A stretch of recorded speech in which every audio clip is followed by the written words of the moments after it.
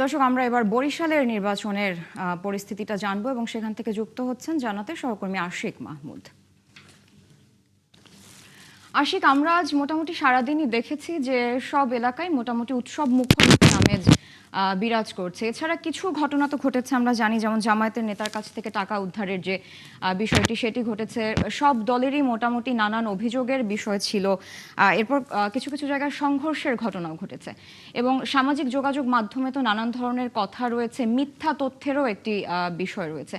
তো এই সব কিছুর প্রভাব বরিশালে কতটা পড়তে পারে ভোটারদের মধ্যে, ভোটের ক্ষেত্রে, সেই বিষয়টি একটু জানাবেন। পাশাপাশি তারা কতটা ভোট দিতে আগ্রহী কাল, এবং সব মিলিয়ে আইন শৃঙ্খলা পরিস্থিতিটা কেমন দেখছেন, আর কয়েক ঘন্টা বাকি ভোটের উৎসব শুরু হতে, জানাবেন।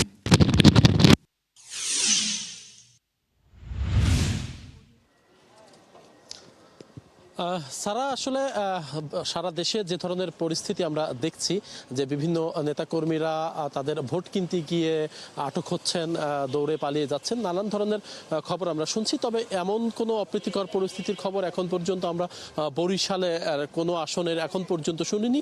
কোথাও কোনো সংঘর্ষের ঘটনা এখন পর্যন্ত ঘটেনি। তবে ভোটারদের মধ্যে সারা দেশের যে পরিস্থিতি, অর্থাৎ ভোট কিনতে গিয়ে টাকা সহ নেতাকর্মীদের আটকের যে ঘটনা, এমন ঘটনায় ভোটারদের মধ্যে এক ধরনের মিশ্র প্রতিক্রিয়া দেখা দিয়েছে। অনেকেই বলছেন যে এই ধরনের কর্মকাণ্ড কোনোভাবেই কাম্য না। এতে ভোটের শান্তিপূর্ণ যে পরিবেশ, সেই পরিবেশটি বিনষ্ট হবে। অর্থাৎ দীর্ঘদিন পরে মানুষ যে গণতান্ত্রিক ধারায় ফিরে যাওয়ার যে সুযোগ পেয়েছে, অর্থাৎ নিজেদের ভোটাধিকার প্রয়োগ করার যে সুযোগ পেয়েছে, সেটি নষ্ট হবে। এতে করে দেশ একটি দীর্ঘমেয়াদী ঝুঁকির মধ্যে পড়ে যেতে পারে। এই কারণে সবাই বলছেন যে ভোট যত শান্তিপূর্ণ উপায় হয়, মানুষ যেন শান্তিপূর্ণভাবে তাদের ভোট দিতে পারে, সেই সুযোগটি সৃষ্টি করে রাখা উচিত।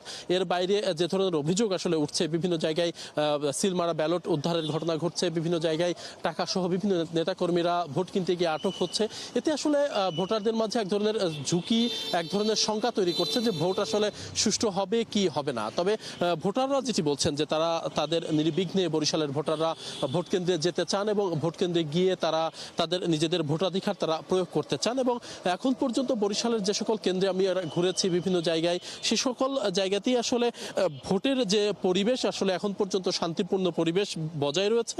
উৎসব মুখর একটি পরিবেশ এখন পর্যন্ত আমরা দেখতে পাচ্ছি। তবে সকাল থেকে আসলে ভোট গ্রহণ যখন শুরু হবে, তখন থেকে আসলে পরিস্থিতি কেমন থাকে সেটি আসলে দেখার অপেক্ষা। তবে আইন শৃঙ্খলা বাহিনীর সদস্যদের পক্ষ থেকে বলা হয়েছে শান্তিপূর্ণ পরিবেশ বজায় রাখতে তাদের পক্ষ থেকে যে কোনো ধরনের পরিস্থিতি মোকাবেলায় তারা কিন্তু প্রস্তুত আছে। প্রশাসনের পক্ষ থেকে বলা হয়েছে কোনো ধরনের অপ্রীতিকর পরিস্থিতি বা জাল ভোট, কেন্দ্র দখল, এমন কোনো অভিযোগ বা কোনো কিছু পেলে সাথে সাথে তারা সেটিকে কঠোর হাতে দমন করবে, সে কথাও জানানো হয়েছে।